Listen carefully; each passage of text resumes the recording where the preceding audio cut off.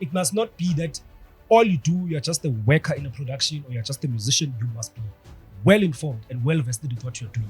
For as long as in South Africa, actors don't have, whether it's actors, whether it's musicians, whatever it is, you don't have UIF, you're not recognized properly in the Labor Act. You pay your own medical aid. You save for your own money. What happens if you get hurt on set? A lot of people who get into the development space find it extremely hard to make money. So how can they make money? 100% of nothing is better than the 1% of something. When you're an artist, a lot of times you on stage, you perform, you go in the studio, you record, and we're famous, see that, hype. But that's actual not ownership. Hi everybody, welcome to the 10th episode of ABC, where we talk everything art, business and culture. Now today on this episode, we have somebody who is very informative, somebody who's going to help you in your endeavors.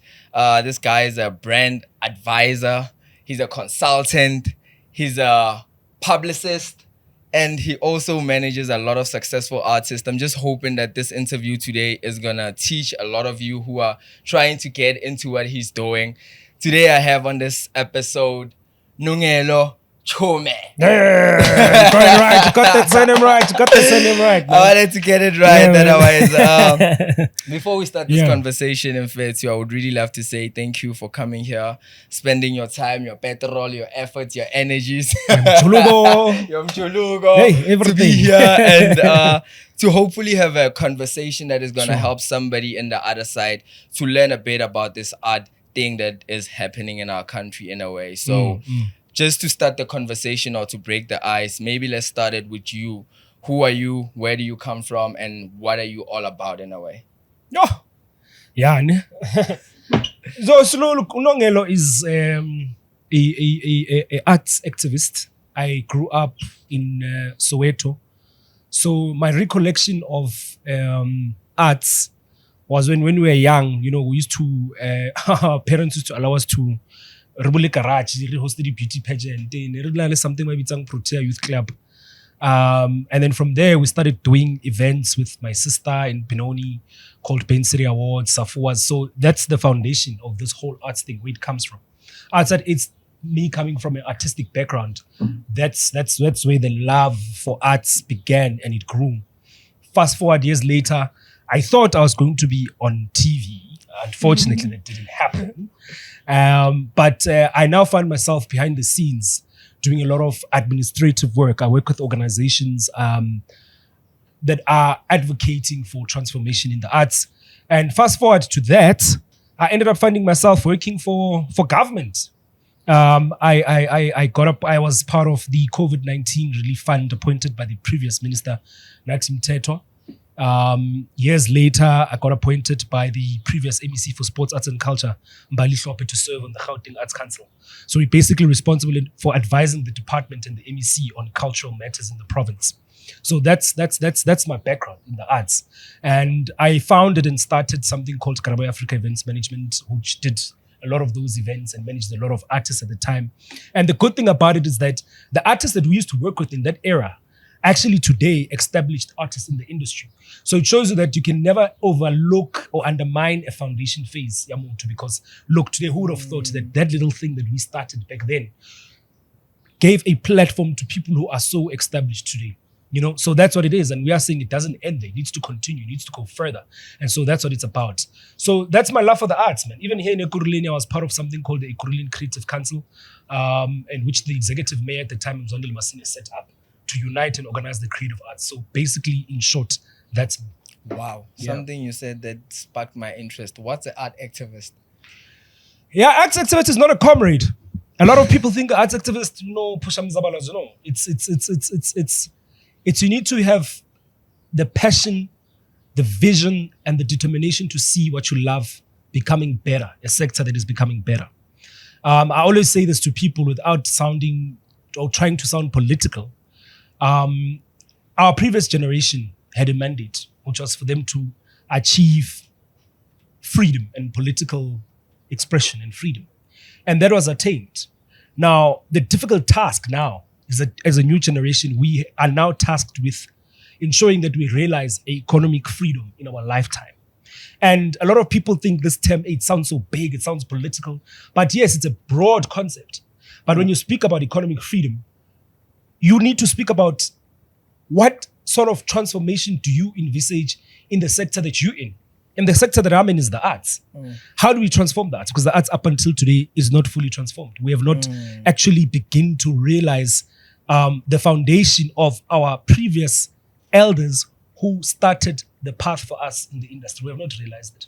For as long as in South Africa, actors don't have, whether it's actors, whether it's musicians, whatever it is, you don't have UIF, you're not recognized properly in the Labor Act, you pay your own medical aid, you save for your own money. What happens if you get hurt on set? You know, those are small little things that are small in the time being, but when you look at them from a bigger picture, it tells you that there's a policy issue, there's a transformation issue, and there's a lot of issues that are underlining a lot of problems that we are facing and that we are seeing today in the arts. So that's what's being an activist. All this that I said, that's being an activist. Because I'm passionate about it and I want to see the transformation. It must not be that all you do, you're just a worker in a production or you're just a musician. You must be well informed and well vested with what you're doing. So that as you contribute to the space that you're in, you contribute to it meaningfully and impactfully. That's what arts activist is. Wow, that's so dope. Tav, when I hear the word activist, to be honest, what comes to mind is NGO in a way. And most of the time, treat us like NGOs. a lot of people who get into the development space find it extremely hard to make money. So for you, what kind of advice can you give somebody who is in a community that is disadvantaged and wants to develop it in their art route in a way, but obviously there's that element of economics. How can they make money? Okay, if I can position it in that way. You know, a typical example is when you're an artist, a lot of times in a stage, you perform, you can studio, you record, and we're famous, that, you know, hype. But that's actual not ownership. You know, we usually think that as long as I'm an actor, I'm on set, I'm acting, I'm getting paid.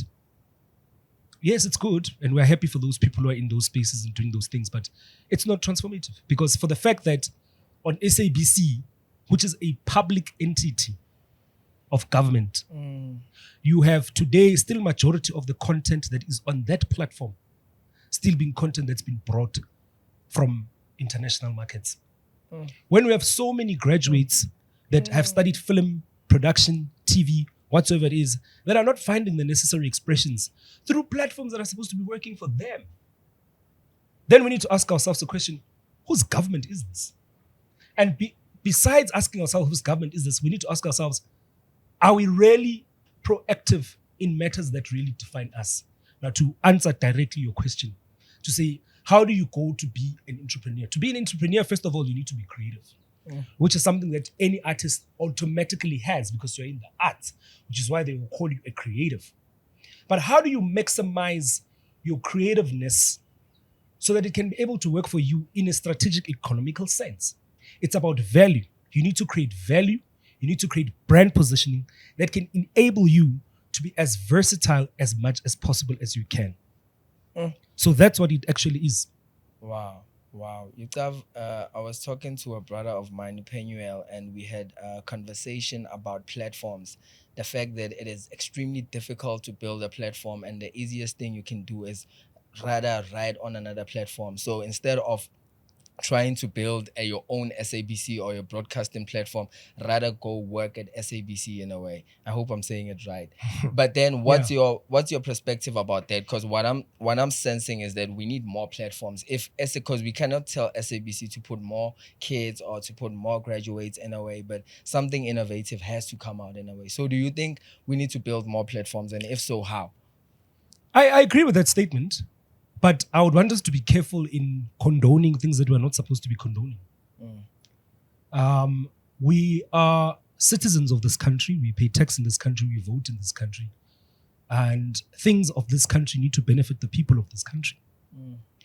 For the moment we start condoning certain things, we are opening for another sort of conversation. We don't need to be going and be begging. We've been begging for too long.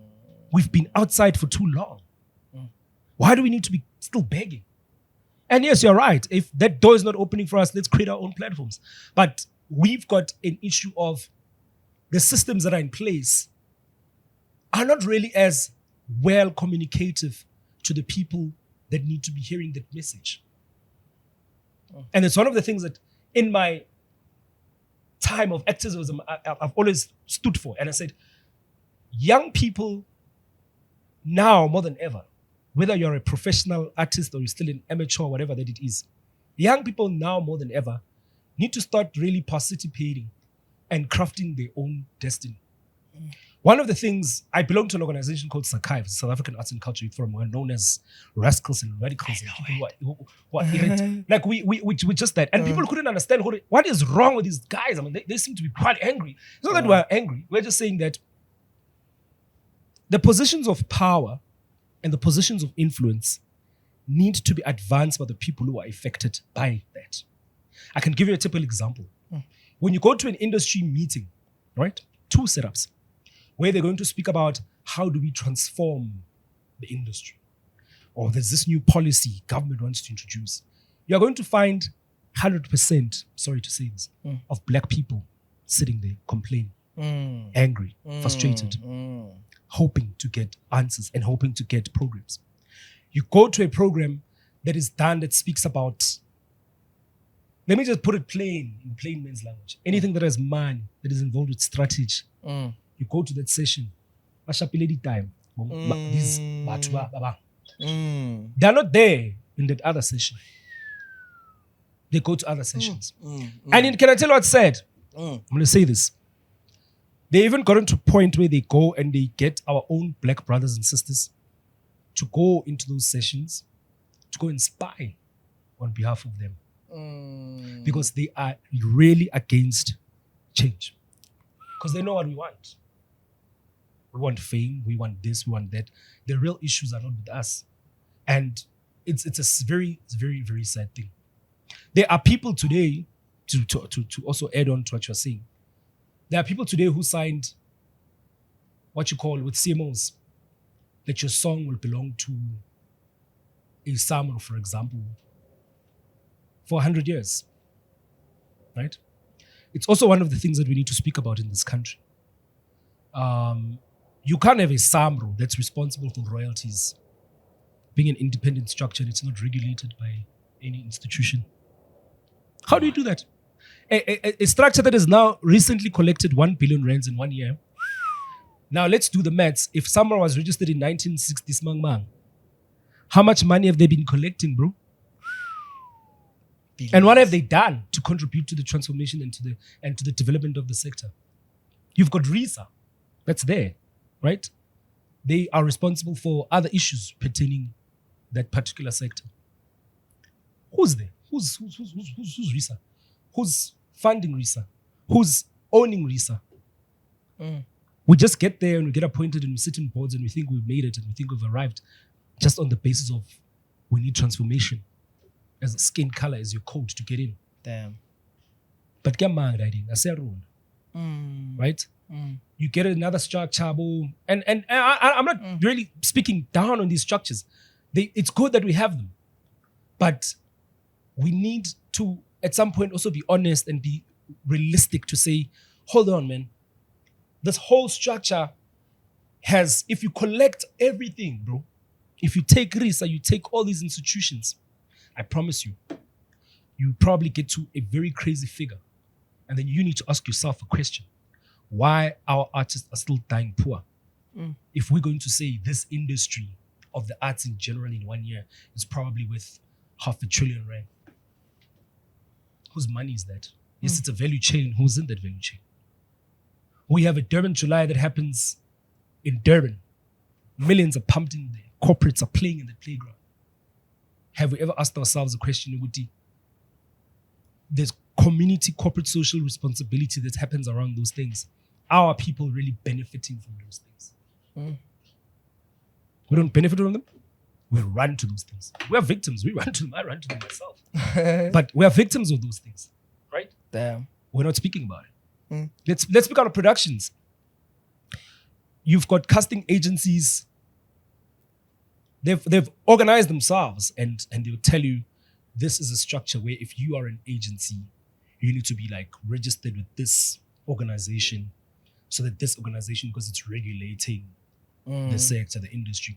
I mean, these people are playing javelin with this thing and we don't even see it. For real. Because the same people who are operating agencies set up a structure so that if any other agency wants to be recognized or be associated, they must be part of that structure. Some of them they own productions, they own production companies. I understand. And guess what? That's not a regulated structure. That is determining how the game is played.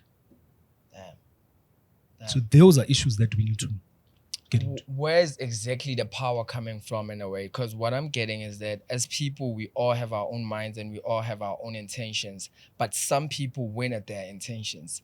So my question to you is that if we play and we also have our intentions, isn't it that maybe we are losing at getting our intentions to happen in a way and other people are prospering? So is it a wrong thing or is it a right thing in a way? You know, this right here is an intention. Sure. Right? And it's something that needs to be supported. It's something that needs a community to back it up.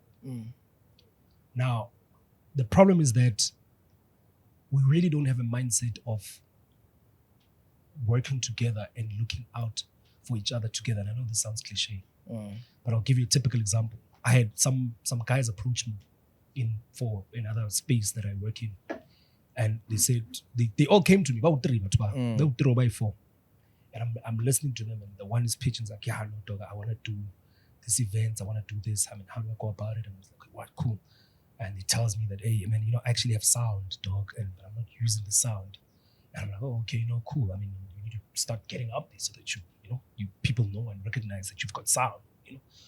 The other one, these are same gents that came together, dog, in one car. They're from the same hood, same cars. The other one comes like, hey, dog, hey, me, Kanali catering company, I want, to do this, to do that, And I'm sitting there and I'm trying to understand where the gents are going to with this, And they all pitch their things because Avan said, lead artisan does have artists. He manages a booking agency company. So he's got a lot of professional musicians he works with, and then he's got a relationship with.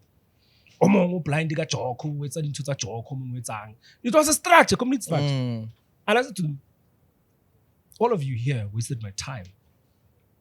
You actually didn't technically need to be coming here to be telling me what each and every one of you are doing individually. You are from the same hood. One, let's start there. You got into the same car to go see another person that you probably don't know, that you don't know that well, that you're hoping is going to make things happen for you. What was stopping you from all of you guys putting all those resources together and making it work and making it happen? So they all have intentions, but they don't have a wider perspective about how the intentions could be filtered and collaborated into one progressive thing. So intention could always be there, but if you don't have progressive thinking, it's going to hinder your outputs in life. Damn. I can tell you, when I started doing events back then, the same events that I am today saying gave a platform to so many people and gave a platform to so many other young event promoters that are still prominent today in the game. I'm no longer in that space. I'm probably not even relevant in that space, in that eventing space. But what it has produced, it's something that is historic. Because I would bump into some of these artists and some of these people that say, bro, actually, that Shandi's, that stuff that you used to do, hey man, it gave us hope, it gave us inspiration. So here we are today, we push it. So what's that? They had the intention, they came, they participated, and they had a progressive thinking in seeing themselves in a better position about their careers. So that's where it becomes difficult. Our progressive thinking is not aligned. Because for the longest time, and I also don't blame us, it's a psychological thing. And I don't know because we're not born in apartheid. But I think maybe it's a thing for us to say, hey, I'm going to give to Kasin Fitlili. Yeah, it's But they actually don't realize that there's another thing. There's 100% of nothing is better than a 1% of something. Because what if I can work with you and my break would come from working with you here? Or what if my talent could be enhanced by working with you here? So we really need to break the fear of the unknown that we have. The moment we break the fear of the unknown, we'll realize so much that we've got so much to offer to each other without us feeling threatened by each other. And we'll be very far. I don't want to go into the cliche things of these other communities, how they operate. We all know, we all speak about it. Yeah. It'd be repetition. We just need to have, and I don't know how, because very soon. I wanted to ask you how. I don't know, because very soon, hey man, hey, it's going to be hard. It's going to be hard. For real, it's going to be hard, and we're gonna be at the back foot. I always say that sometimes you never realize what you have until it's gone. Because I can tell you now, not that I'm speaking for government, I can tell you now that there's no such a thing that our government in the country is not working. That's a lie. It's because even our government has itself to blame. We've created so much of an independence state. For an example, Mana or let's say the nearest hoods around here. On the transport there is skila, a pass that you don't pay for, right? How fitla skila, there's a meal. How fitla go skila on the textbook, how patali school fees, honali grant that you probably get as no skila. Your parents are probably also getting some sort of grant. So it's a whole complete chain. But if I can ask you, majority of grant man that's supposed to be assisting communities actually lands up more in taverns and liquor stores than where it's actually supposed to be landing out. So we technically taking back the money to the masters, and that's an accelerant. Capitalism. Damn. But in a way, just to get back to that group thing, but then say that the point I just wanted to elaborate is that some groups they prosper. We know that there was historic stuff and but sometimes we the one who are failing ourselves as a black community or black group in a way because of the things you were saying. I would say we are failing to get together, we are failing to realize each other's passion or any talent and build something that is one, because subconsciously we are competing with each other. And I wanted to ask you maybe like 3 things that you think, because sometimes we have groups where we can identify with we can make one thing that is dope. But we know leadership is one element that is needed if we're about to form a group. So what is the 3 things that you think most young people, if they're in a group, they need to focus on in order to make that group successful? Unity, working together, and let's stop being copycats. There's too many copycats out here. For real. And we think it's a solution. It's not a solution. I mean, in the industry alone, we've got so many organizations. Doc, a few years ago, the former president Jacob Zuma called artists in Emperor's Palace and said, I want to set up a structure for you so that you guys could be properly recognized and whatever, and we'll support it in this government. And this will be your voice. Get together, decide. Today, we've got more than 3-4 organizations that want the same recognition that was given to this particular structure. So it's also a hindrance. And I can tell you for a fact that some people who are even funding those other structures are people people of that other thing that I don't want to mention. They don't want to mention by name. Yeah. Right? You know? They are funding that and say, "Go distract that thing." These people can't be united and can't be together like that. For real, it's happening. It's there. So, and when I said that information is there, information is really there, bro. I mean, 2 years back, about 400 million rand went back to Treasury for the creative arts. Went back. And we are here today. Why did it go back? On something that is artistic. It's because, one, there's always lack of applications. 2, the information probably perhaps is not communicated in a way that people can understand it. Number 3, young people just find these things otherwise. And we need to correct that because we can't develop all these things that we are starting that we want if there's no participation. So participation and communication is also one of the challenges that we have. Damn. And we are lacking a lot of that, especially in the township in a Yeah. way. Damn. And you thought back in the day, or even now, I kind of thought that art, actually I still think that art is is a gateway to get out of poverty, because art in a way doesn't necessarily need resources. In a way, you can be an artist and you can be talented, but there's always that part of the platform. In order to excel as an artist, that's my assumption, you need to excel in a platform. Is there a way you can excel without a platform in a way? Be a popular singer, and then find success, but without you being in radio, being in SABC, in your own space. Yeah, there is. I always tell a lot of people this. I'm like, the problem is that all of us want to be famous, and there's nothing wrong with that. But you could be a musician, and you might not be necessarily the best musician to be holding a mic and perform. You could be a songwriter. You could be doing a lot of things within the music space. There's a lot of spaces in each discipline in the arts. So there's always that, to answer your question. Wow. Yeah. Okay. And one of the things that impresses me about you is that you well-traveled, and you've traveled to other countries, other continents via art, vele. So what are some of the things that you think people take granted of South Africa when they're in South Africa? But when you're outside, you're like, wow, can't we have this in South Africa? And people in South Africa don't notice that we have this. See, I will speak about my most recent experience. Is that arts is an economy. That's what we don't realize in South Africa. Wow. And I like what you said, that art is actually a gateway to a lot of things. In the struggle, art was used to unite the people. Art was used to spread the message against the system at the time. Today, art is not being used to speak about the social ills in our communities. We're not at it like that anymore. So, one, it's to realize that art is an economy. And to answer that also, I was at the department 2-3 years ago when I was there for a meeting.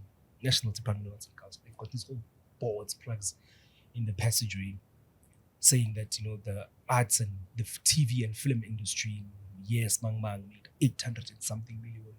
The music industry, what made 500 and something million. The literature, which is books, poems. Wow. Hey, Monarashapadi poetry session more than are not being supported by anyone. But we're going to be told that literature has made over $1 billion. Billion. Yeah. But it's tough. And I'm like, why? This, for me, at some point, this information sounds hidden. Because no one's speaking about it. Why is no anyone not speaking about this? Because we're out here thinking, hey, we got ourselves into some broke shit. So it's that, bro. We need to get at that. But I've traveled, yes, and it's that we need to respect art and treat it like a commodity and treat it like an economy. Because if we don't, then we're all playing. Then we're all wasting our time. One, respect for it. Two, another thing that I've realized is that, for example, in America, they've got a union where artists, it's a must. You can't work when you're not part of a union. And the more, you don't have to be following your money up all the time. Like, hey, no, it's a must, so that you can be well protected, well paid, whatever the case is, and so you also get your royalties. Today in South Africa, actors are not getting royalties for their repeats. Today in South Africa, actors get fired when they speak about, hey man, I see I'm working on this show and I'm only getting paid this money, and this show is now being sold to 16 other countries and I'm not getting the money for it. So that's why we need something like a union. You act on a show, people want to capitalize on your talent and want to debate about what belongs to you and what doesn't belong to you. You get people doing brand placements and commercial ads on a show that actors don't get the shares of the money for it. Guys are there, however, in feature I was spending. Damn. That time it was not pension, Yo, you sound like you have like a personal experience of that thing. Do you mind like sharing one? Because you also managed artists at some point, even now, ne? So you probably have extremely personal, close Yes, experience. it's personal because it's people around me. It's people around me. And we see it. And we can only but thank God that they've not done what other people have done. Like, and I'm not condoning it. I'm just saying the pressures become too much. The expectation becomes too much. When someone ends up taking their life because they can no longer sustain themselves, and there's a lot society is expecting from them. Who are we to judge? damn. The state and the mental state and the emotional condition of that person at that time, when there was no sign of hope. Damn it. I can't eat fame. Can't take my schools to fame.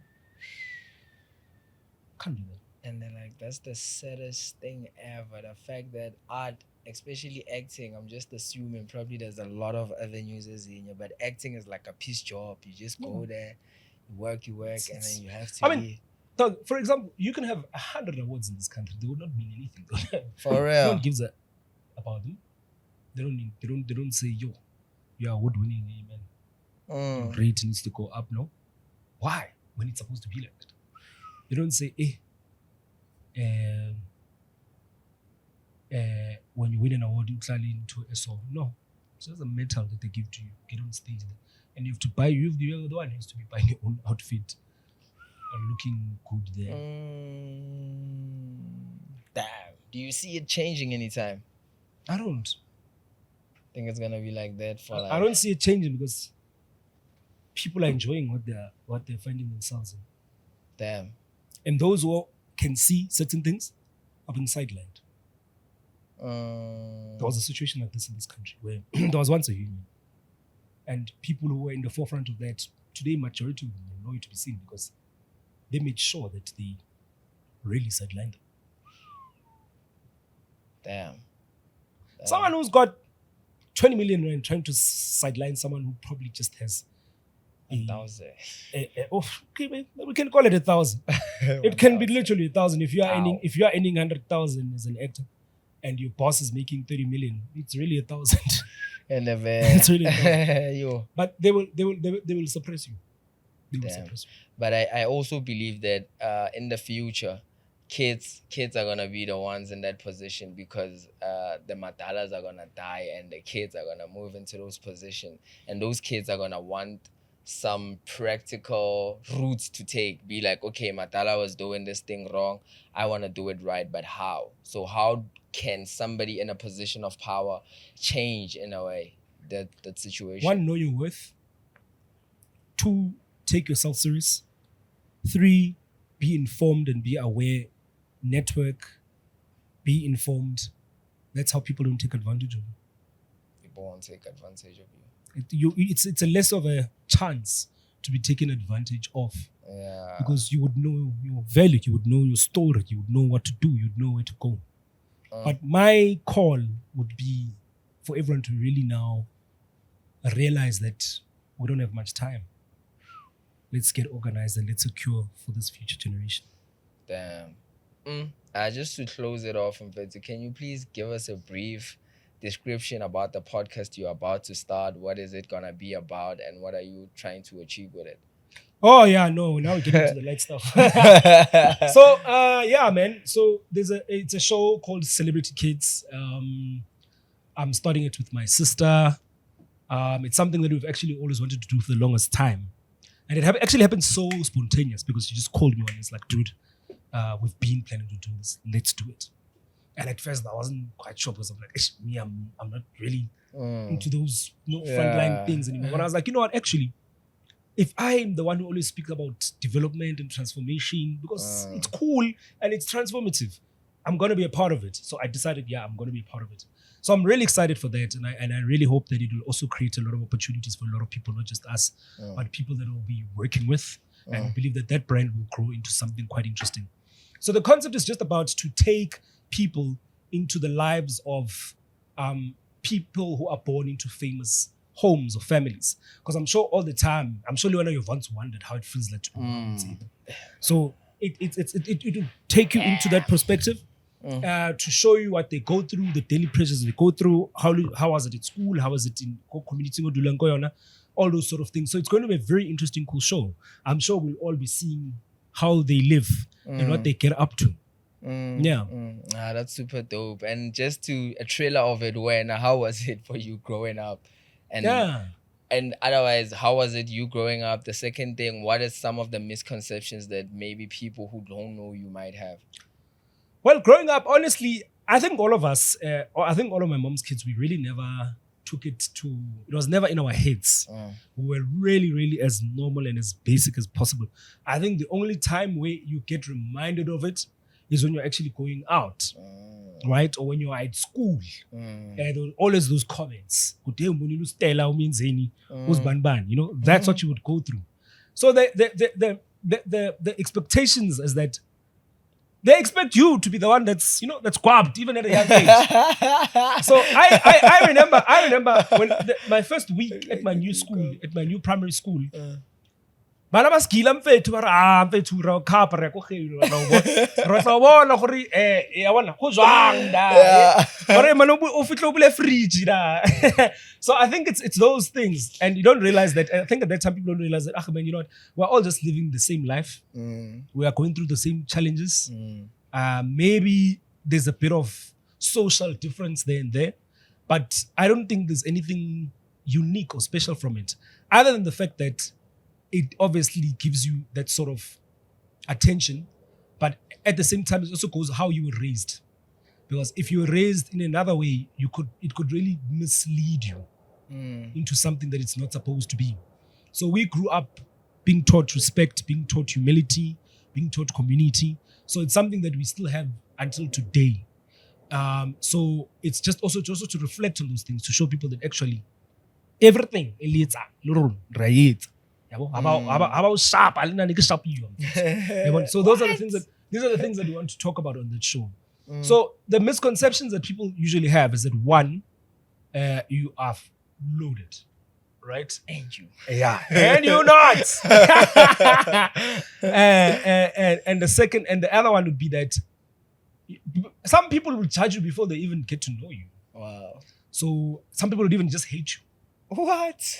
It's real stuff. It's real stuff.